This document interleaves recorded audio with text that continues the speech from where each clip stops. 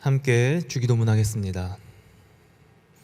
하늘에 계신 우리 아버지, 아버지의 이름을 거룩하게 하시며 아버지의 나라가 오게 하시며 아버지의 뜻이 하늘에서와 같이 땅에서도 이루어지게 하소서. 오늘 우리에게 일용할 양식을 주시고 우리가 우리에게 잘못한 사람을 용서하여 준 것 같이 우리 죄를 용서하여 주시고 우리를 시험에 빠지지 않게 하시고 악에서 구하소서. 나라와 권능과 영광이 영원히 아버지의 것입니다. 아멘. 찬송가 380장 찬송하겠습니다. 찬송가 380장.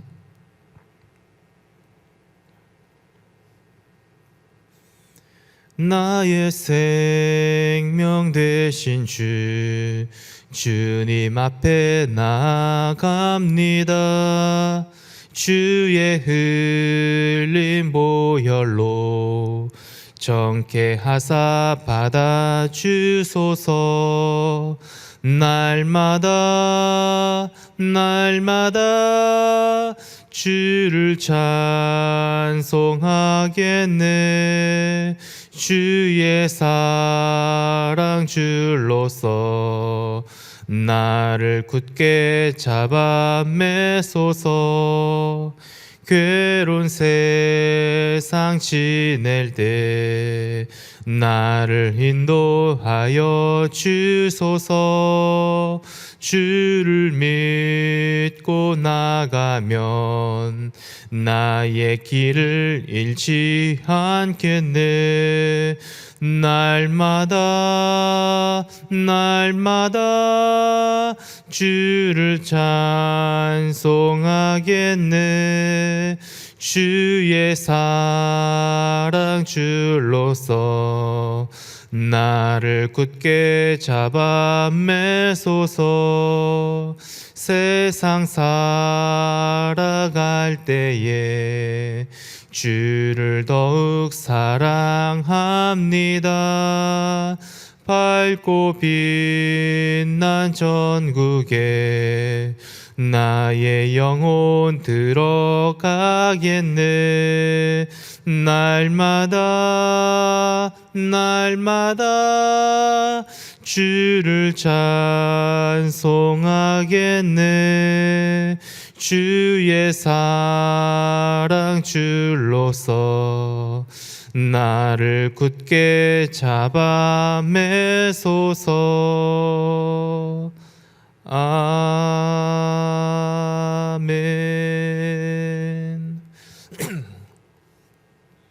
오늘 우리에게 주신 하나님 말씀, 신약 요한계시록 10장 5절에서 7절, 신약 요한계시록 10장 7절 한 절의 말씀입니다.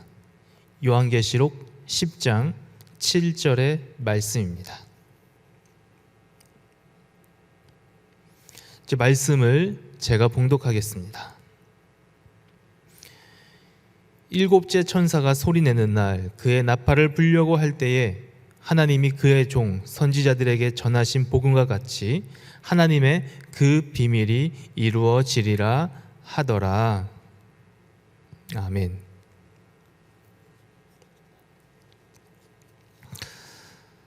사람들에게는 자신만이 가지고 있는 비밀이 있을 것입니다. 이 비밀이라는 단어가 가지고 있는 이 의미를 우리는 과연 어떻게 생각하고 있습니까? 이 비밀의 개념을 우리가 딱 떠올릴 때에 무엇인가 미지의 영역, 또한 지켜져야 할 것 같은 신성한 이미지가 떠오르게 됩니다. 그래서 사람들 간의 대화 중에도 이 부분은 비밀이기 때문에 말해줄 수 없다고 이야기를 하게 되면 보통 그 비밀의 영역을 지켜주게 됩니다. 너무 궁금하지만 물어보지 않는 것이 예의라고 생각하기 때문입니다. 우리는 자녀를 키우다 보면 하나하나 모두 설명하지 못할 때가 참 많이 있습니다. 이 아이를 위한 일이 있는데 부모된 심정으로 정말 우리 자녀가 잘 되는, 또 잘 되길 바라는 그러한 마음으로 양육을 하면서 왜 이러한 교육을 시켜주고 왜 이러한 양육을 하는지 우리가 자녀에게 하나하나 설명하지 못할 때가 참 많이 있다라는 것입니다. 설명을 해도 아직 이해하지 못하는 그 어린 시기가 있을 것이고, 또한 아직 이 시기에는 이해할 때까지 설명하는 것보다는 아이를 향한 부모의 좋은 마음을 간직한 그 비밀로서 남겨두는 것이 교육상 더 좋다고 여길 때도 있기 때문입니다. 때가 되면 깨닫는 시기가 있는 것이고, 또한 아이가 다 자라고 또한 그때가 될 때까지 기다려주고, 그리고 그 아이는 장성하여서 부모님이 왜 나에게 이러한 양육을 하셨는지, 그때는 부모님이 나에게 이야기를 해주시지 않으셨지만 이제 내가 커서 보니 그런 이유가 다 있었구나라고 깨닫는 그 순간, 비밀이 풀어지는 그 순간이 온다라는 것입니다. 이렇듯 사람들에게는 각자에게 주어진 비밀이 있습니다. 그리고 이 비밀은 거짓을 말하는 것이 아닙니다. 아직은 때가 아니라서 감출 수밖에 없는 것도 있고, 또한 아무리 비밀 그 이야기를 해도 깨닫지 못하는 시기가 있기 때문인 것도 있습니다. 서로를 위해서, 또한 서로를 지키기 위해서 때로는 이 비밀이 필요하기도 합니다. 그리고 때가 되어서 이 비밀의 영역을 하나씩 깨닫게 될 때에는 우리는 왜 그때 이것이 신비의 영역으로 남겨져 있었는지 알게 되면서 관계에 있어서는 더욱더 깊어지고, 또한 삶에 있어서는 더욱더 성숙해질 수 있다는 것입니다. 이 요한계시록은 우리가 알고 있는 대표적인 묵시서입니다. 이 묵시서라는 것은 쉽게 말해서 무엇인가 좀 전쟁이 날 것 같은 분위기, 그러한 뉘앙스, 재난과 대재앙 같은 그러한 일이 일어날 것 같은 그러한 분위기의 문체가 들어있는 글 등을 말합니다. 구약 성경에 보면 이 다니엘서 말씀이 있는데, 그 다니엘서 말씀을 보면은 이제 전쟁 이야기들이 많이 나오는데 대표적인 묵시서라고 할 수가 있겠지요. 신약 성경에서도 오늘 살펴본 요한계시록 말고도 우리가 잘 알고 있는 마가복음 말씀, 그 마가복음 말씀 중에서 13장을 묵시장이라고 불리기도 합니다. 환난이나 재난이 일어날 것 같은 것들이 묘사되었기 때문입니다. 이 재난이나 전쟁을 묘사하는 이 묵시서는 당시의 시대상을 또한 반영하기도 합니다. 그 환난과 또한 전쟁의 그 원인의 제공이 있을 것이고, 이 환난과 전쟁으로부터 지켜야 할 것을 또한 알려주기도 합니다. 하지만 이 어려움의 그 원인을 제공했던 그러한 사람들에게 이 알아듣기 쉬운 문체나 글로 쓰여지게 되면 발각이 되거나 또 다른 어려움이 생길 수 있기 때문에 그 당시 이 서신을 받는 독자들만 이해할 수 있도록 어떤 비밀의 문체를 쓰거나 또는 비유적인 표현을 쓰거나 암호 같은 문체들이 있다라는 것이죠. 그래서 우리는 이 묵시서들을 읽다 보면 무엇인가 해석이 난해한 경험을 했을 것입니다. 그래서 우리가 이 묵시서를 읽는 자세를 지엽적으로 단어 하나하나를 바라보는 것이 아니라 글이 왜 이렇게 쓰여졌을까? 이 당시에는 왜 이러한 표현을 했고 오늘날 우리에게 시사하는 메시지는 과연 무엇인지에 대해서 조금 더 큰 틀에서 바라보는 것이 조금 더 편하게 우리가 읽을 수 있는 하나의 자세이기도 합니다. 같은 맥락에서 이 요한계시록 말씀을 바라보고 또한 오늘 본문을 우리가 살펴보지 않았습니까? 요한계시록 10장 7절을 살펴보았는데 더불어서 확대를 해본다면 오늘 이 본문의 이 메시지의 결론부터 내린다면 이제 마치 이러한 표현이 될 것 같습니다. 어떠한 영화가 있는데 그 영화의 결론은 이미 다 나와 있습니다. 우리가 이제 이 영화의 줄거리나 결론을 다 알고 영화관에 가는 경우도 있지 않습니까? 다시 한번 말씀드리자면 그 환난 그리고 전쟁, 핍박 속에서 결국 하나님은 승리를 하실 것이죠. 그러한 결론이 이미 내려져 있다는 겁니다. 그리고 결국 우리는 그 승리 가운데의 백성이 될 것인데 이미 우리는 그 이긴 게임을 다시 보는 것과 같다는 것이죠. 오늘 본문에서도 역시 그 승리의 때가 반드시 온다라는 것을 예언하고 있습니다. 그때는 언제입니까? 일곱째 천사가 나팔을 불 때라는 겁니다. 그 승리의 때라는 것은 결국 하나님의 비밀이 이루어질 때라는 겁니다. 하나님의 비밀이 이루어질 때에, 그때에는 이제 세상을 정복하고 있는 악한 것들을 모두 심판하실 때라는 겁니다. 그러는 동시에 이제 그동안 하나님께서 선지자들을 통해서 예언을 하시고 말씀하셨던 그 비밀이 드디어 이루어진다라는 겁니다. 결국 환란이 끝나고 최후의 승리를 외치게 되는데, 그 승리의 정점은 바로 그동안 감추어 왔었던, 그리고 그동안 드러내지 않았던 그 비밀이 드러나는 그 순간이라는 거죠. 감추었던 비밀은 드러내지 못해서 안 드러낸 것이 아닙니다. 하나님께서는 결국 이 환란 가운데 승리를 선포하시고, 그리고 환란을 제공하는 그 원인 제공자들을 결국 심판을 하시는데, 심판에서 그치는 것이 아닙니다. 심판과 동시에 구원이 이루어지게 되는 것입니다. 그리고 그 구원은 다름 아닌 하나님의 말씀으로 또다시 이루어지게 되는 것인데, 이것을 우리는 복음이라고 부르는 것입니다. 그리고 그 복음이 무엇입니까? 그리고 그 복음의 핵심이 과연 무엇일까요? 그렇죠. 바로 예수 그리스도라는 것입니다. 일곱째 나팔이 불려질 그때에 승리의 나팔과 함께 하나님의 심판과 그리고 구원이 완성이 된다라는 것이죠. 심판과 구원의 기준은 또한 과연 무엇일까요? 그 기준도 역시 다름 아닌 복음이라는 것이죠. 예수 그리스도 말입니다. 성경에서는 수차례 선지자들을 통해서, 여러 선지자들을 통해서 이 복음의 비밀을 예언을 해왔습니다. 하지만 그때마다 깨닫지 못하는 사람들이 항상 있었지요. 심지어 예수님 당신이 이 땅 가운데에서 직접 사역을 했을 때에도 여전히 깨닫지 못했던 사람들이 있었습니다. 그래서 하나님께서 선포하시는 이 승리의 정점, 이 복음, 그리고 그 복음의 핵심인 그 예수 그리스도는 아무리 눈이 있어도 보지 못하고 귀가 있어도 듣지 못하는 그러한 자들에게는 비밀이 아니라 다 보여준다 해도 깨닫지 못하는 것일 뿐이었습니다. 오히려 이러한 복음을 더욱더 완강하게 거부할 뿐이죠. 그렇다면 그 이후에는 과연 어떻게 될까요? 이제 하나님의 말씀의 기준에 의해서 심판을 받게 되는 것이죠. 하나님의 구원과 심판을 적용하는 기준은 똑같습니다. 말씀드렸듯이 복음이라는 그 관점이죠.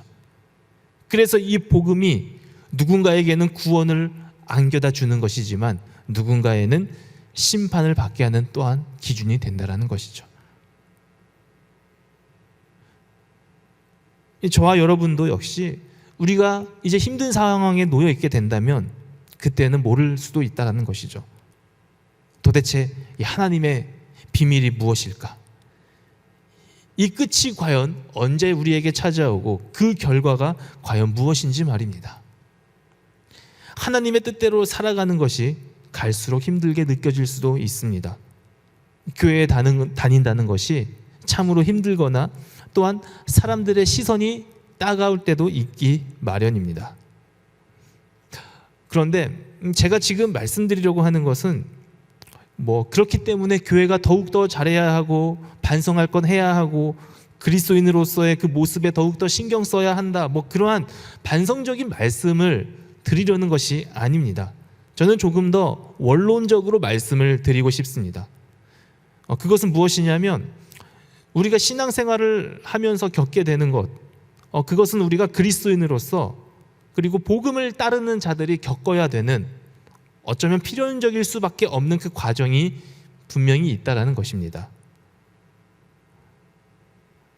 필연적인 그 과정, 그리고 그것을 우리는 요한계시록 말씀을 통해서 거기서 깨닫는 것은 무엇이냐면, 대표적으로 우리가 바라볼 수밖에 없는 것은 악한 것들, 그 악한 것들이 일시적으로 승리하는 것처럼 보이는 그 현상, 우리는 그것을 목격할 수밖에 없다라는 것입니다. 분명히 저 사람은 성경대로 살지도 않고 성경을 떠나서도 도덕적으로도 영 아니고 윤리적으로도 정말 많이 빗나갔는데 무엇인가 더 잘 되어 보인다라는 것이죠. 하지만 여러분, 이러한 것은 일시적일 수밖에 없다라는 것입니다. 이제 서두에 말씀드렸지 않습니까? 요한계시록 말씀이 마치 영화처럼 보면 받아들이기 편할 것이라고 말입니다. 이제 주인공이 이기기 전까지 주인공을 괴롭혔던 그 악당이 거의 승리한 것처럼 보이지만 결국에는 반전이 일어나서 주인공이 이기는 그러한 영화 말입니다. 마치 이와 같이 우리가 이제 이 진정한 승리 앞에서 패배 직전에 마지막 발악을 하고 물고 늘어지는 것 중에 하나가 바로 질 수밖에 없는 그러한 악한 것들이 일시적으로 이긴 것처럼 보이는 그런 흉내를 낸다라는 것입니다. 저와 여러분은 그러한 악의 일시적인 승리 앞에서 전혀 동요될 필요가 없다라는 것이죠. 그리고 때로는 비밀 그 자체를 비밀로 지켜주는 것이 필요할 때가 있다라는 겁니다. 우리는 아직 하나님의 사역을 온전히 이해하지 못합니다. 분명히 선한 길로 인도해 주실 것이라는 믿음은 있습니다. 하지만 그 과정은 아직도 모릅니다. 사도 바울 같은 경우에는 이 로마서 말씀을 통해서 하나님의 복음을 신비한 영역으로 정의를 합니다. 그러면서 당시에 유대인들에게만 해당되었던 그 구원의 대상이 왜 이방인들에게까지 확대되었는지에 대해서 하나님의 복음의 신비의 영역으로 정의를 하면서 설명을 하기도 합니다. 구원의 방법에 있어서 우리는 아직 잘 알지 못합니다. 또한 그렇게 심판받을 것 같은 사람들, 또한 심판받으면 좋겠다고 내가 생각하는 그러한 사람들조차 하나님은 결국 마지막까지 기회를 주고자 하시는 겁니다. 나에게는 원수이고 나를 힘들게 했던 그들에게조차 말입니다. 또한 내가 살아가는 이러한 상황 속에서 여전히 길이 보이지 않을 때가 있지요. 어디로 인도하시는지 전혀 알지 못하는 내가 모르는 영역이 아직도 너무나 많이 있다라는 것입니다. 우리는 이것을 알지 못한다고 하지만 이미 하나님께서는 그 길을 계획해 놓으셨다라는 것이죠. 나의 구원을 위해서 이미 예비하셨고 때가 되면 우리는 그것을 하나씩 하나씩 깨달을 때가 온다라는 것입니다. 그때가 어쩌면 예수님이 다시 오실 때이거나 또는 내 개인의 종말의 때, 그럴 때일 수도 있지요. 그런데 그것뿐만 아니라 이 땅 가운데에서 이미 깨닫기를 원하는 것, 하나님이 그것을 우리에게 요구하시는 겁니다.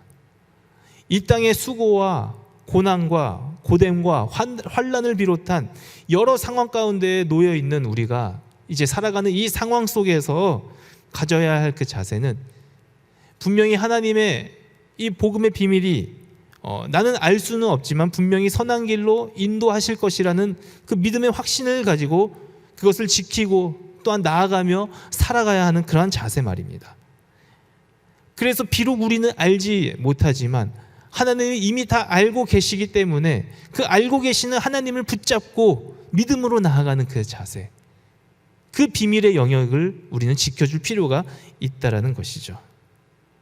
하나님의 그러한 신비의 영역, 그 영역을 사실 우리는 잘 알고 있는 단어죠. 미스테리라는 단어.